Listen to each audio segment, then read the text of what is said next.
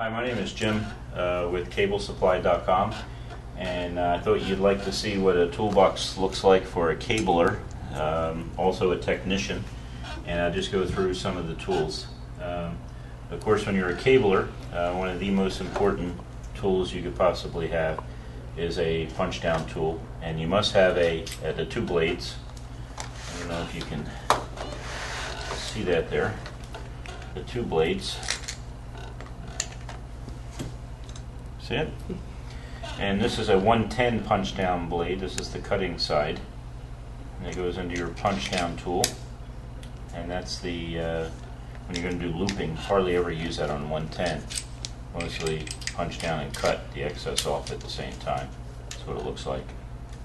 And then of course the 66 block punch down tool, along with the cutting side and the non-cutting side.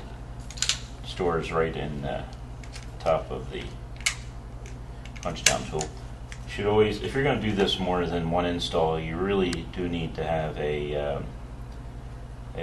quality punch down tool that has high and low impact, that will last you longer than just one or two jobs. Plus, it's nice because as you punch it down, it cuts the excess cable off, and we sell these on our websites. Another tool that isn't necessary but is useful is a Lineman Scissors, and I've had these probably for 20 years, and they look like it too. And now these are not your normal scissors, and it takes a little bit of talent to use them, and not a lot of people use scissors anymore, but you hold them like this and you can cut cable and strip it, stuff like that. So some of the people that have been in the business many years use these type of scissors. This is not the same as cutting scissors you use to cut paper or things like that. This is an actual tool that a cabler uses. Very handy, a lot more precise than your wire cutters. A lot more precise, a lot more accurate. You can cut 25 pair cable with this. You can trim cable and do all sorts of things with a scissor, a cable scissor, that you can't do with wire cutters. But this is how you hold it like that. You have a little place where you put your thumb, and you clean up your cable like that.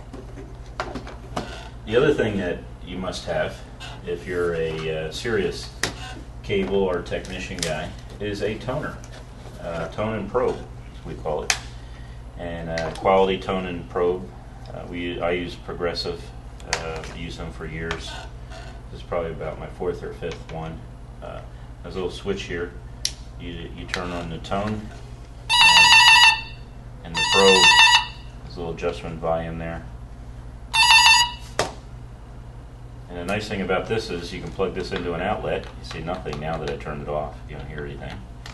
And then when you go back to your 66 block, you're looking where it appears on the 66 block.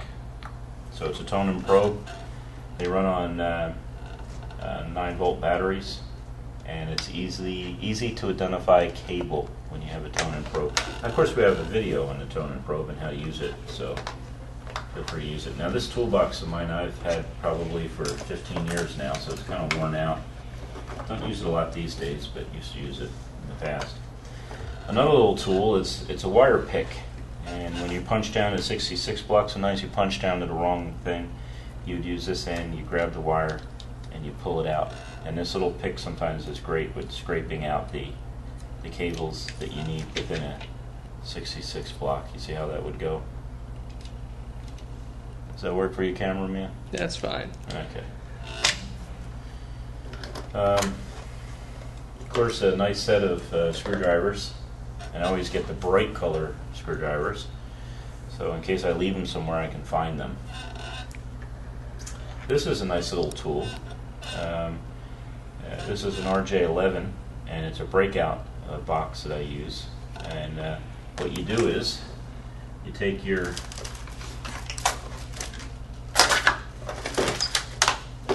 butt set, and you can attach to the red-green. Plug into an RJ11 and test the line, analog line, of course. Make phone calls, things like that. ID the line, whatever. But it's the only way you can get into an RJ11 when it's on the wall. Don't use them as much these days as I used to. Another real handy tool is a drywall saw. Of course, you would use this for cutting holes in the drywall for your jacks and faceplates. And we do have a video on how to cut a hole in the drywall and do it right. Basic tape measure, always use those.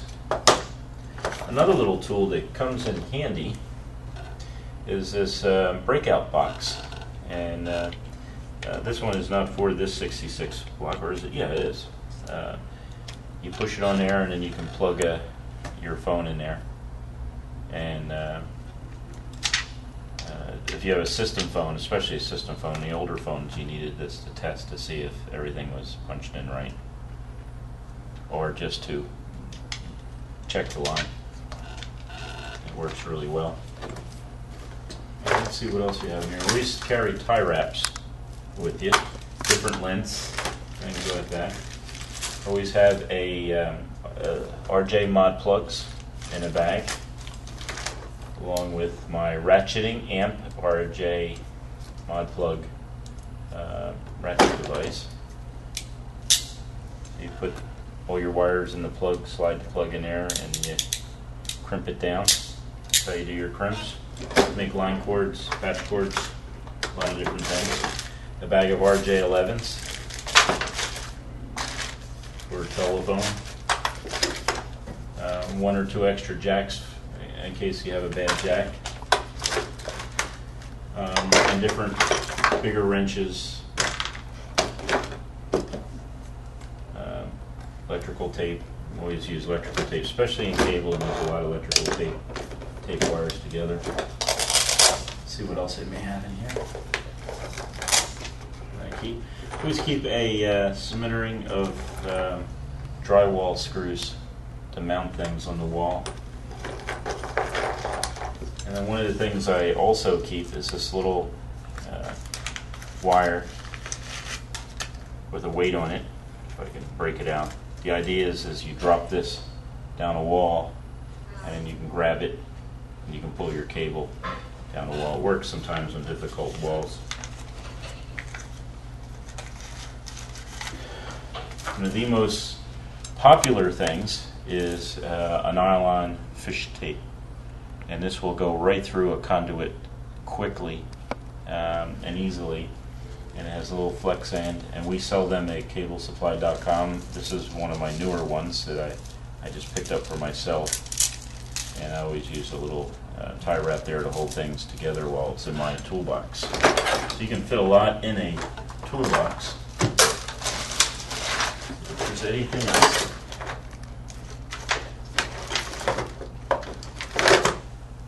Always carry a polarity tester with me, so when we're putting equipment in the phone room, just to make sure that the equipment is has the right polarity. It will tell you whether you have power there, and it will tell you whether the 110 block has been wired right by the electrician. Sometimes we run into that where the block had not been wired right. Now, I'm saying 110 volts. Nice thing about this toolbox, and you don't have to have a toolbox exactly like this, but the nice thing about this is you can put your paperwork back there, floor plans, things like that, when you're working on a system. Now, one of the things I carry with me all the time is also a little pouch like this. They come in different styles and all, and you put this on your belt, and this is really handy when you're running up and down the ladder. So I may put this in the phone room to grab different tools if I need a specialty tool, but when I'm running up and down the ladder, what I'll do is sometimes I'll just put a screwdriver in here, and I'll put my scissors and tape. So again, my name is Jim from Cable Supply, and just giving you a quick brief on some tools that you can use while cabling, and see what I've done for years, and so you get an idea what you may need in your cabling bag, your tool bag. Thank you for watching the video. Please visit us at www.CableSupply.com. Thank you.